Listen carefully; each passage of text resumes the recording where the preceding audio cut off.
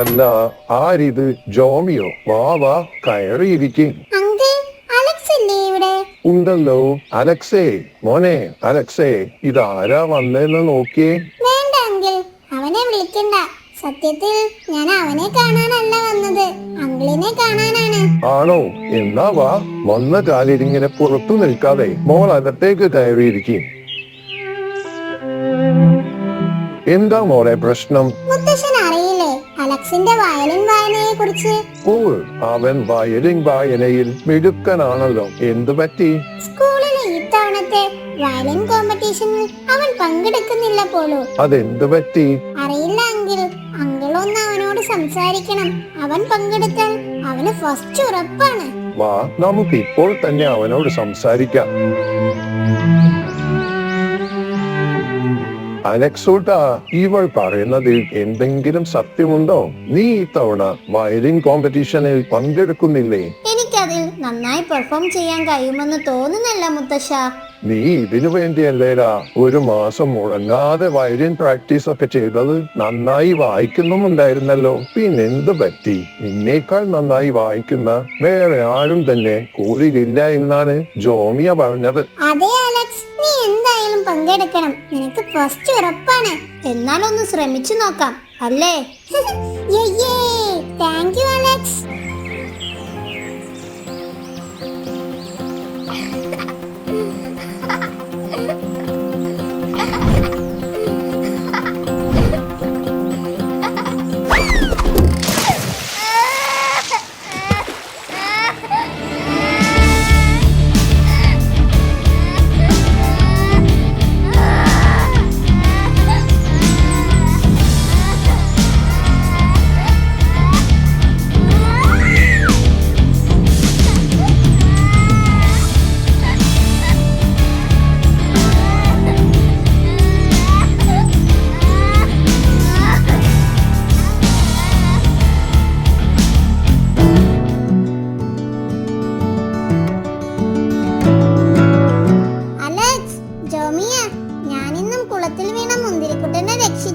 രാവിലെ തന്നെ വെറും വയറ്റിൽ പുളു അടിക്കാതെ ടോമി. പുളു അടിച്ചതല്ല, വേണേലും മുന്തിരിക്കുട്ടനോട് ചോദിച്ചു നോക്ക്. സത്യമാണ്, ഇവനാണ് അറിയാതെ കാൽവൈദ്യ കുളത്തിൽ വീണ എന്നെ ഒരു കയറിൽ കരക്കി പിടിച്ച് കയറ്റിയത്. നുണ, രണ്ടാളും കണക്കാ. ചക്കിക്കൊത്ത ചങ്കരന്മാർ. ഒരു ബക്കറ്റ് വെള്ളം മര്യാദയ്ക്ക് പൊക്കാൻ പറ്റാത്ത ടോമിയാണ് മുന്തിരിക്കുട്ടനെ ഒറ്റയ്ക്ക് കയറി വലിച്ച് കരക്കി കയറ്റിയെന്ന് പറയുന്നത്. വിശ്വസിക്കാൻ കുറച്ച് ബുദ്ധിമുട്ടുണ്ട് മക്കളെ. നിങ്ങൾ എന്താണ് ടോമി പറയുന്നത് വിശ്വസിക്കാത്തത്? മുങ്ങിത്താന്നു പോയ തന്റെ കൂട്ടുകാരനെ രക്ഷിച്ച ടോമിയെ അഭിനന്ദിക്കുകയല്ലേ വേണ്ടത്? അങ്കിളും ഇവരുടെ നുണക്കഥ വിശ്വസിച്ചോ? അവർ പറഞ്ഞത് എവിടെയാണെന്നൂടാ. ടോമിക്ക് എങ്ങനെയാണ് മുന്തിരിക്കുട്ടനെ രക്ഷിക്കാനുള്ള ശക്തി കിട്ടിയത് എന്നല്ലേ നിങ്ങളുടെ സംശയം? ആ സമയം നിങ്ങൾ ആരെങ്കിലും ഇവരുടെ കൂടെ ഉണ്ടായിരുന്നോ? ഇല്ല. ടോമിക്ക് സഹായത്തിനായി ആരെയെങ്കിലും കിട്ടിയിരുന്നോ? ഞാൻ നോക്കിയിരുന്നു, പക്ഷെ ആരെയും കണ്ടില്ല. യെസ്, അതുകൊണ്ട് തന്നെ അവന് മാത്രമേ മുന്തിരിക്കുട്ടനെ രക്ഷിക്കാൻ കഴിയൂ എന്നൊരു ബോധം അവന് വന്നു. അവൻ അത് ചെയ്യാൻ കഴിയുമെന്ന് മനസ്സിൽ ഉറപ്പിച്ചു അവൻ അവനിൽ തന്നെ വിശ്വസിച്ചു. അതുകൊണ്ടാണ് അവന് മുന്തിരിക്കുട്ടനെ ഒറ്റയ്ക്ക് രക്ഷിക്കാൻ കഴിഞ്ഞത്. നമ്മൾ നമ്മളെയാണ് എന്ത് കാര്യത്തിലും ആദ്യം വിശ്വസിക്കേണ്ടത്. അപ്പോൾ നമുക്ക് ചെയ്യാൻ കഴിയാത്തതായി ഒന്നുമില്ല എന്ന് ടോമി നമ്മെ പഠിപ്പിച്ചു തന്നിരിക്കുന്നു. സോറി ടോമി, ഞങ്ങൾ നിന്നെ മനസ്സിലാക്കിയില്ല. നീ ഒരു ഹീറോ തന്നെ. Yes, super hero Tommy.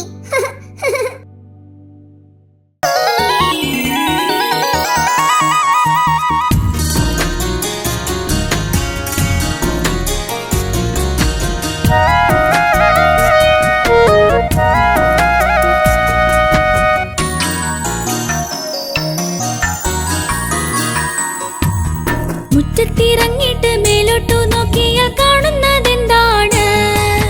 മുറ്റത്തിറങ്ങിയിട്ട് മേലോട്ടു നോക്കി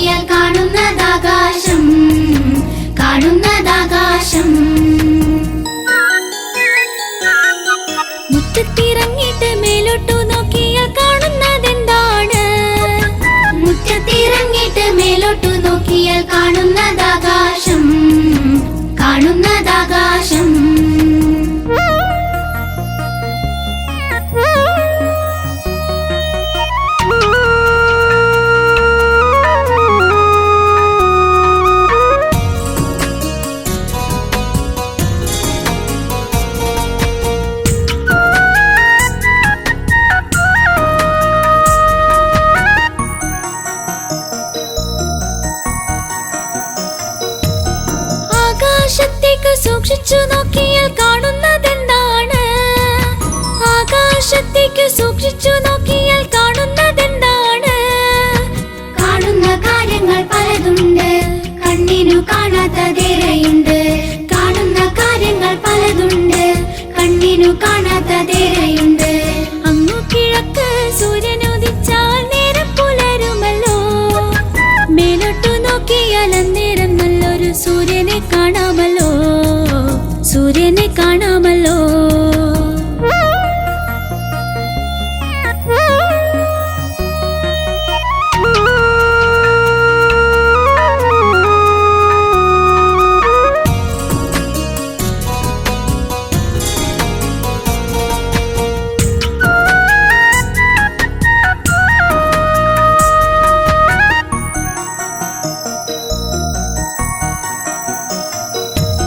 മേഘങ്ങൾ ചിത്രം വരയ്ക്കുന്നൊരാകാശം കാണേണ്ട കാഴ്ചയല്ലേ?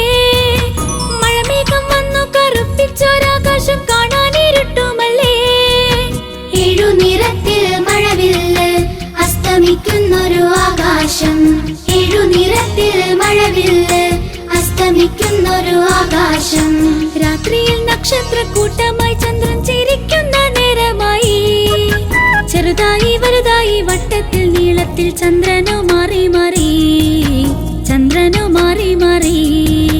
സൂര്യനും ചന്ദ്രനും നക്ഷത്രക്കൂട്ടവും മഴയും മഴമേഘവും മഴവില്ലു തെളിയുന്നൊരാകാശം. അങ്ങനെ കാഴ്ചകൾ എത്രയാണ്, കാഴ്ചകൾ എത്രയാണ്. മുറ്റത്തിറങ്ങിയിട്ട് മേലോട്ടു നോക്കിയാൽ കാണുന്നതെന്താണ്?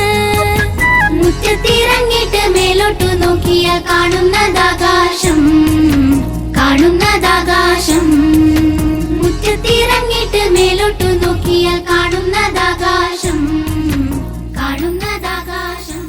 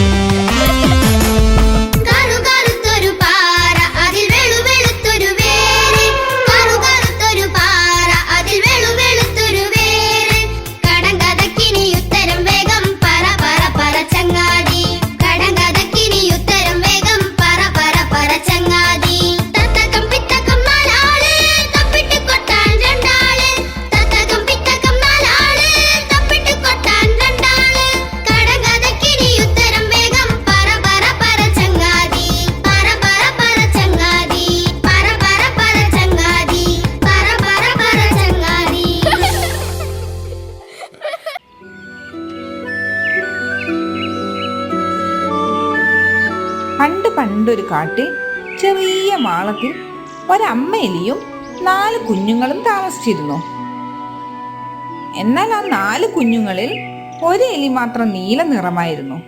അവൾ ബാക്കി കുഞ്ഞുങ്ങളിൽ നിന്നും വളരെ വ്യത്യസ്തയായിരുന്നു. അവൾ എപ്പോഴും അമ്മയെ സഹായിച്ച് വീട്ടുജോലികളെല്ലാം നോക്കി മിടുക്കിയായി വളർന്നു. രണ്ടാമത്തെ എലിക്കുഞ്ഞ് ഒരു സംസാരപ്രിയനായിരുന്നു. അമ്മയെ സഹായിക്കേണ്ടതിന് പകരം ഒഴിവു സമയങ്ങളിൽ ഒരു മരത്തിന് താഴെ കൂട്ടുകാരുമൊത്ത് സംസാരിച്ചിരിക്കലാണ് അവന്റെ ഹോബി. മൂന്നാമത്തെ എലി ഒരു സൗന്ദര്യ സ്നേഹിയായിരുന്നു.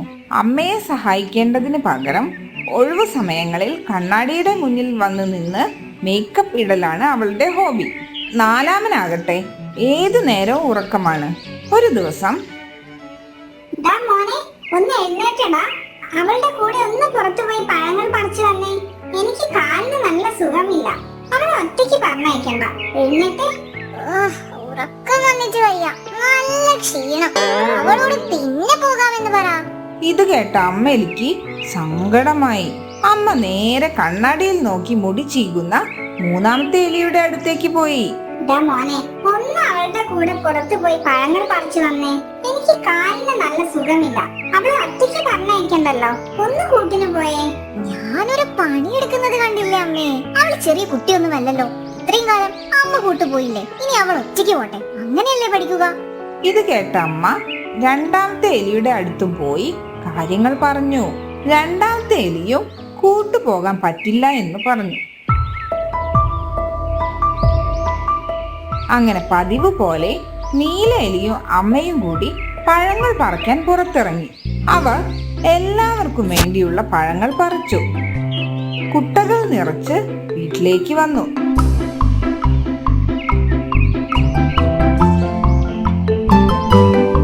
പഴങ്ങളുടെ മണം വന്നതോടെ എല്ലാവരും ഒരുമിച്ച് വന്ന് പഴങ്ങൾ കഴിക്കാൻ തുടങ്ങി.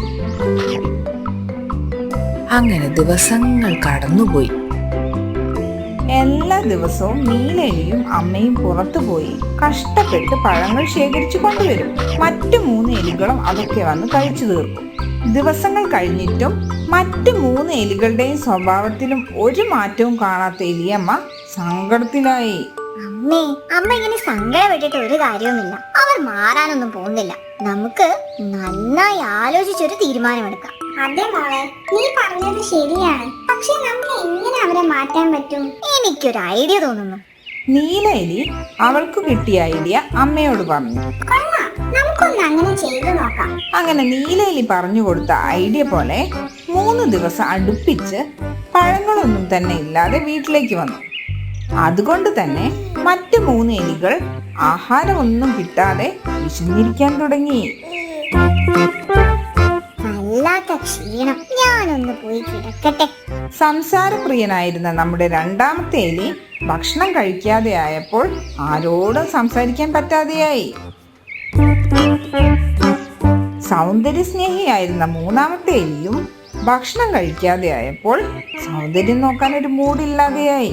ഏതു നേരവും ഉറങ്ങിയിരുന്ന നാലാമനാകട്ടെ ഭക്ഷണം കഴിക്കാതെ ആയപ്പോൾ ഉറക്കം നഷ്ടപ്പെട്ടു. അങ്ങനെ 3-ാമത്തെ ദിവസം 3 പേർക്കും വിശപ്പ് കൊണ്ട് ഉറങ്ങാൻ പോലും പറ്റാതെയായി. അവർ അമ്മ ആഹാരവുമായി വരുന്നത് കാത്തിരുന്നു. അമ്മ വരുന്നത് കണ്ട 3 പേരും അവരുടെ അടുത്തേക്ക് ചെന്നു. അമ്മ ഇന്നും ഒന്നും കൊണ്ടുവന്നില്ലേ? ഈ വയ്യാത്ത ഞാനും നിങ്ങളുടെ മൂത്ത സഹോദരിയെ ഇവളും കൂടി പോയാൽ എല്ലാവർക്കുമുള്ള ആഹാരം കൊണ്ടുവരാൻ പാടാണ്. അത് ഞാൻ നിങ്ങളോട് പറഞ്ഞതുമല്ലേ? നിങ്ങൾ 3 പേരും കൂടി വന്നാൽ പണികൾ കുറച്ചുകൂടി എളുപ്പമാകും. അതുകൊണ്ട് നാളെ മുതൽ നിങ്ങളും ഞങ്ങളോടൊപ്പം വരും. എന്താ, റെഡിയല്ലേ? തീർച്ചയായും. നല്ല കുട്ടികൾ. ഇതും പറഞ്ഞ അമ്മ എല്ലാവർക്കും ഓരോ ആപ്പിൾ വീതം കൊടുത്തു.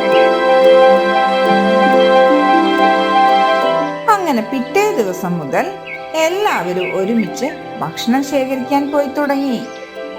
അങ്ങനെ അവർ അവരുടെ മടിയെല്ലാം മാറ്റിവെച്ച് തങ്ങൾക്കുള്ള ഭക്ഷണം ശേഖരിച്ചു. അമ്മയ്ക്ക് സന്തോഷമായി. ഇനി മുതൽ തന്റെ സഹോദരങ്ങളുടെ കൂടെ ഒരുമിച്ച് പണിയെടുക്കുകയും സമയം ചിലവഴിക്കുകയും കളിക്കുകയും എല്ലാം ചെയ്യാമല്ലോ എന്നോർത്ത് നമ്മുടെ നീല എലിക്കും സന്തോഷമായി.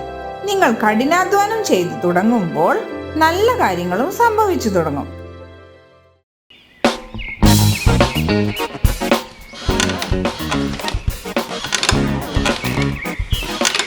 എടാ, ഇനി ഞാൻ കയറട്ടെ. നീ കുറെ നേരമായില്ലേ കളിക്കുന്നു. കുറച്ചുകൂടി ആടിയിട്ട് തരാം.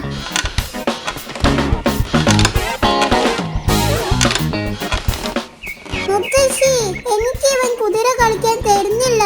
എത്ര നേരമായി ഞാൻ ചോദിക്കുന്നെന്നറിയോ? ഇനി കുറച്ചു നേരം എനിക്ക് തരാൻ പറ മുത്തശ്ശി. ഓ, തുടങ്ങിയോ രണ്ടുപേരും രാവിലെ തന്നെ? മുത്തശ്ശി വന്നോ?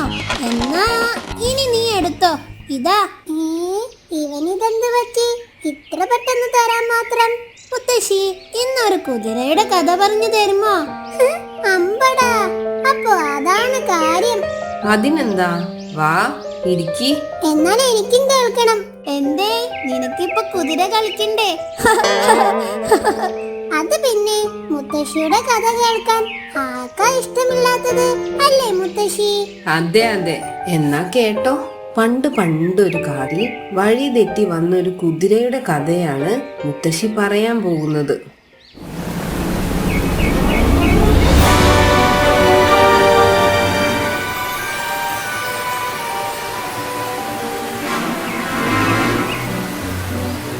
സിംഹരാജൻ വേട്ട കഴിഞ്ഞ് ദിവസവും പരിവാരങ്ങളോടുകൂടി ദാഹം തീർക്കാനും വിശ്രമിക്കാനും എത്തുക ഈ നദിക്കരയിലാണ്.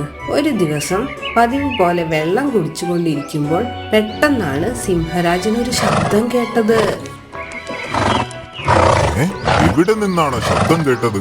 അതെന്ത് ജീവിയാണ്? എന്തായാലും പേടിച്ച് നിലവിളിച്ചതല്ല, ചങ്ങാത്തം കൂടാനുള്ള ശബ്ദവുമല്ല. ഇനി ആരെങ്കിലും എന്നെ വെല്ലുവിളിക്കുകയാണോ? അതോ ഏതെങ്കിലും വലിയൊരു ജന്തു ഈ കാട് കീഴടക്കാൻ വന്നതാണോ? സിംഹരാജൻ പെട്ടെന്ന് തന്നെ കരയ്ക്ക് കയറി കൂടെ വന്ന ചെന്നായയോടും കുറുക്കനോടും ഒരു വാക്കുപോലും പറയാതെ വേഗത്തിൽ നടന്നു. പക്ഷെ കുറുക്കനും ചെന്നായും ഇത് കാണുന്നുണ്ടായിരുന്നു. സിംഹരാജാവിന് ഇതെന്തു പറ്റി? എന്നും പതിവ് പോലെ എല്ലാവരുടെയും ദാഹം തീർത്ത് ഇവിടെ കുറച്ചു നേരം വിശ്രമിച്ചിട്ടൊക്കെയല്ലേ നമ്മൾ പോകാറ്. ഇപ്പൊ ഇതെന്ത് പറ്റി? എനിക്കാണേ ദാഹിച്ചിട്ട് വയ്യ. ഞാൻ വെള്ളമൊക്കെ കുടിച്ച് കുറച്ച് വിശ്രമിച്ചിട്ടൊക്കെ വരാം. സിംഹരാജാവിന് എന്തോ മനപ്രയാസം വന്ന് പെട്ടിട്ടുണ്ടെന്ന് തോന്നുന്നു. ഞാൻ എന്തായാലും ഒന്ന് തിരക്കിയിട്ട് വരാം. നീ ഇവിടെ ഇരിക്ക്.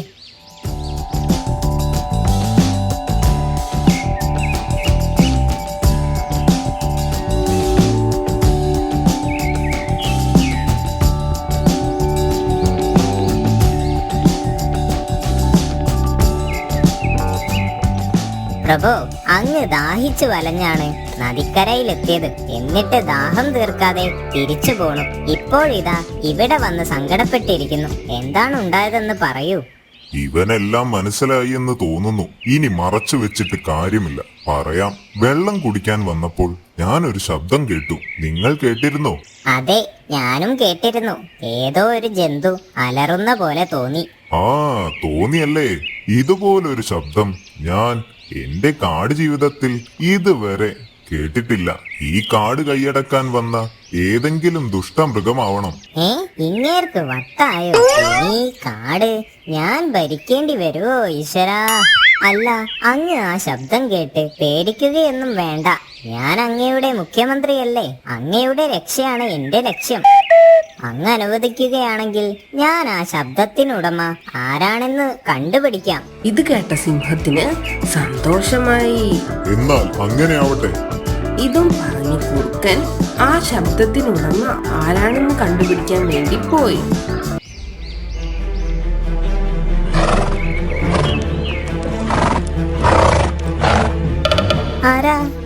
ആരാത്? ആരാന്നാ ചോദിച്ചത്? അത് ചോദിക്കാൻ താനാരാ? ഞാനോ?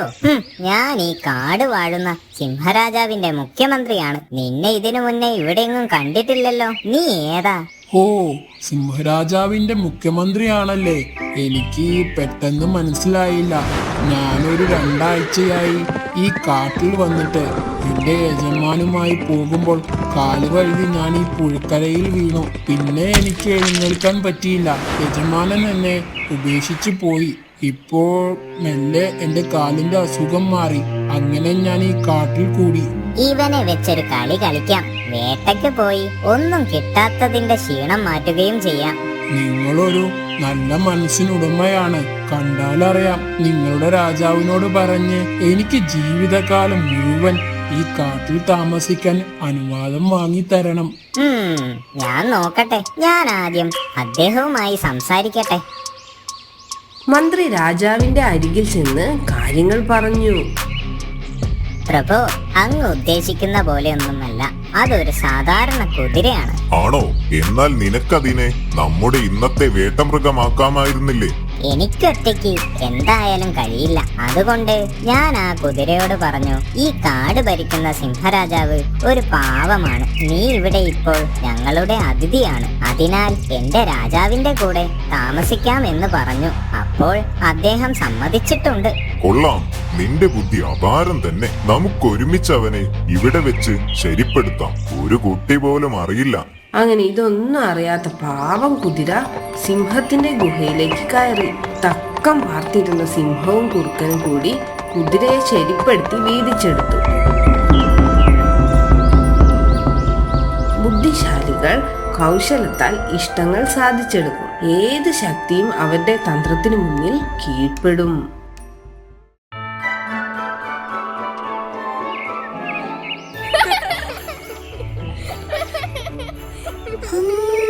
ഹായ്, നല്ല നെയ്യപ്പത്തിന്റെ മണം. അമ്മ നെയ്യപ്പം ഉണ്ടാക്കുന്നുണ്ടെന്ന് തോന്നുന്നു.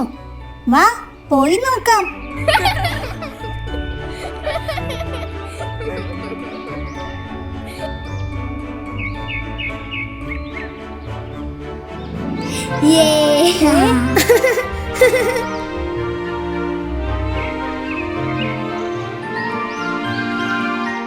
അമ്മേ, മുത്തശ്ശി എവിടെ പോയി? കോഴികളെ നോക്കി പുറത്തുണ്ട്.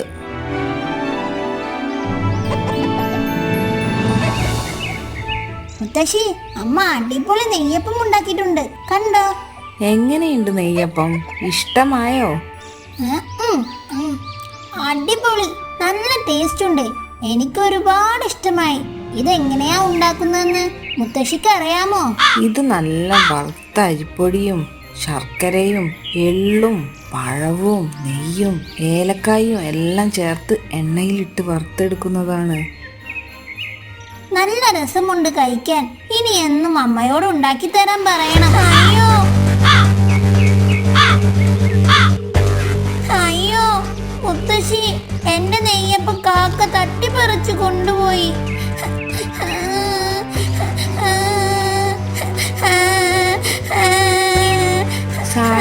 കരയണ്ട, മുത്തശ്ശി വേറെ എടുത്തു തരാം. കരയല്ല മോളെ. എന്ത് പറ്റി? എന്തിനാ കരയുന്നത്? അവളുടെ നെയ്യപ്പം കാക്ക തട്ടിപ്പറിച്ചു കൊണ്ടുപോയി. ഓ, അതാണോ കാര്യം? അത് സാരമില്ല, പോട്ടെ. ദാ ഇവിടെ ഇനിയും ഉണ്ടല്ലോ നെയ്യപ്പം.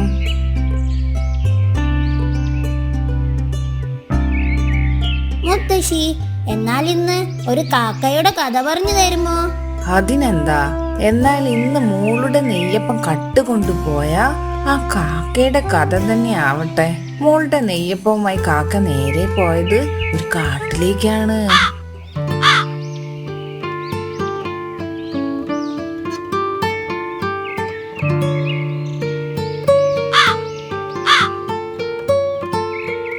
അപ്പോഴാണ് ഒരു കുരങ്ങൻ അതുവഴി വന്നത്. പെട്ടെന്നാണ് നെയ്യപ്പത്തിന്റെ മണം കുരങ്ങന്റെ ശ്രദ്ധയിൽപ്പെട്ടത്. എവിടെ നിന്നാണ് ഈ മണം വരുന്നത്? കുരങ്ങൻ മണം വരുന്ന സ്ഥലത്തേക്ക് ലക്ഷ്യം വെച്ച് നടന്നു. നല്ല നെയ്യപ്പത്തിന്റെ മണമാണല്ലോ. ഈ കാട്ടിലിപ്പോ ഇതാരാണ് ഇത്രയും മണമുള്ള നെയ്യപ്പം ഉണ്ടാക്കാൻ? അതും ഞാൻ അറിയാതെ. ഇത് കണ്ട കൊതിയനായ കുരങ്ങൻ മുളച്ചിറക്കി. അപ്പോ അവിടെ നിന്നാണ് മണം വന്നത്. ഇവൾക്ക് ഇത് എവിടുന്ന് കിട്ടി? ആ നെയ്യപ്പം കുറച്ച് ചോദിച്ചു നോക്കിയാലോ? അങ്ങനെ ചോദിച്ചാൽ ചോദിച്ച ഉടനെ തന്നെ തരാൻ മാത്രം മണ്ടിയല്ല. എന്തെങ്കിലും ഒരു സൂത്രം ഒപ്പിക്കണം. സൂത്രത്തിൽ ചോദിച്ചാലേ കിട്ടൂ. കറുപ്പ് താ എനക്ക് പിടിച്ച കളറേ തന്നെ താനേ. എന്താ കുരങ്ങച്ചാരെ, പാട്ടൊക്കെ പാടി നല്ല സന്തോഷത്തിലാണല്ലോ. അത് പിന്നെ എന്റെ പാട്ട് നിങ്ങൾക്കൊക്കെ അല്ലേ കേൾക്കാൻ ഇഷ്ടമില്ലാത്തത്? എന്റെ പാട്ട് കൊണ്ട് എന്നെ പണ്ട് നാട് കടത്തിയവരല്ലേ നിങ്ങൾ. എനിക്ക് എന്റെ പാട്ട് അന്നും ഇന്നും ഭയങ്കര ഇഷ്ടമാണ്. പാട്ട് പാടുമ്പോഴും പാട്ട് കേൾക്കുമ്പോഴും കിട്ടുന്ന സന്തോഷം നിങ്ങളെപ്പോലെ സംഗീതബോധമില്ലാത്തവരോട് പറഞ്ഞിട്ട് കാര്യമില്ല. ആര് പറഞ്ഞു എനിക്ക് സംഗീതബോധമില്ല എന്ന്? കുയിൽ റഹ്മാന്റെ മ്യൂസിക് ട്രൂപ്പിൽ പാടാൻ ക്ഷണം കിട്ടിയതാ എനിക്ക്. ഞാൻ പോവാഞ്ഞിട്ടല്ലേ? ഓ പിന്നെ ഉളുവടിക്കാതെ. ഉളുവടിച്ചതല്ല, സത്യം പറഞ്ഞാൽ എന്റെ പാട്ടിനോട് മത്സരിക്കാൻ കുയിൽ റഹ്മാന് പോലും ആവില്ല. അതുകൊണ്ടല്ലേ അങ്ങേരുടെ ട്രൂപ്പിലേക്ക് പാടാൻ വിളിച്ചത്. അപ്പോൾ അതാണ് കാര്യം. എന്ത് കാര്യം? ഈയിടെയായി കാട്ടിലൊരു സംസാരമുണ്ട്. എന്ത് സംസാരം? എന്നേക്കാൾ നല്ല പാട്ട് നിന്റെയാണെന്ന്. അത് സത്യമാണോ എന്നറിയാൻ വേണ്ടിയാണ് ഞാൻ വന്നത്. ശരിയാണോ എന്നറിയാൻ നമുക്കൊരു മത്സരം വെച്ചാലോ? എന്താ? അതിനെന്താ, ഞാൻ റെഡി. എന്നാൽ തുടങ്ങിയേക്കാം. ആദ്യം നിന്റെ പാട്ട് തന്നെ ആയിക്കോട്ടെ. കറുപ്പിനഴക് ഓ വെളുപ്പിനഴക്. ഓ നിർത്ത്. ഇങ്ങനെയാണോ പാടുക?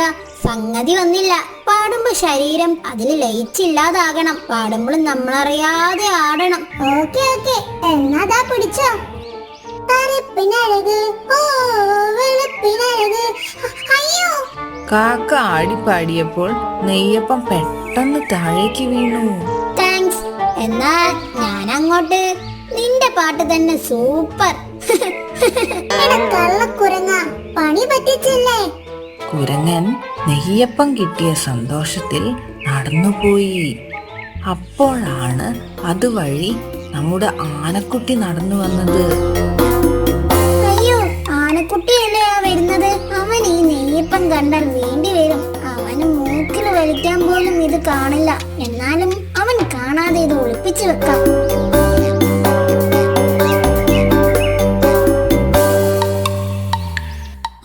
എങ്ങോട്ടാ കുരങ്ങച്ച പതിവില്ലാതെ? ഒന്നുമില്ല, ഒരു മോർണിംഗ് വാക്കിന് ഇറങ്ങിയതാ. എന്തൊക്കെയുണ്ട് വിശേഷങ്ങൾ? സുഖമല്ലേ? എന്നാ പിന്നെ ഞാൻ അങ്ങോട്ട്. മോർണിംഗ് വാക്ക് ഉച്ചക്ക്? സത്യം പറ, എന്താ ഒരു കള്ളലക്ഷണം? ഹേയ്, അത് ജന്മനാ ഉള്ളതാ. ഒന്നുമില്ല, നിനക്ക് തോന്നുന്നതാ. അതെനിക്കറിയാം. എന്താ നിന്റെ കയ്യിൽ? നോക്കട്ടെ. ഒന്നുമില്ല, ദാ കണ്ടില്ലേ? അപ്പോഴാണ് കാക്ക അതുവഴി വന്നത്. ആനച്ചാരെ, ഈ കുരങ്ങൻ എന്റെ കയ്യിൽ നിന്നും നെയ്യപ്പം സൂത്രത്തിൽ കൈക്കലാക്കി. അമ്പട കള്ള. അപ്പൊ അതാണല്ലേ എന്റെ മുന്നിൽ ഒളിച്ചു കളിച്ചത്? അത് പിന്നെ നല്ല നെയ്യപ്പം കഴിച്ചിട്ട് കാലം കുറെ ആയി. നിനക്ക് എന്നോട് ചോദിച്ചാ പോരായിരുന്നോ? ഞാൻ തരുമായിരുന്നല്ലോ. ആ നെയ്യപ്പം ഇങ്ങു തന്നെ നമുക്കെല്ലാവർക്കും വീതിച്ചെടുക്കാം. അതല്ലേ കാട്ടിലെ നിയമം. അങ്ങനെ ആ നെയ്യപ്പം അവർ പരസ്പരം വീതിച്ചു കഴിച്ചു. സൂത്രത്തിൽ നേടുന്നതൊന്നും ശാശ്വതമല്ല.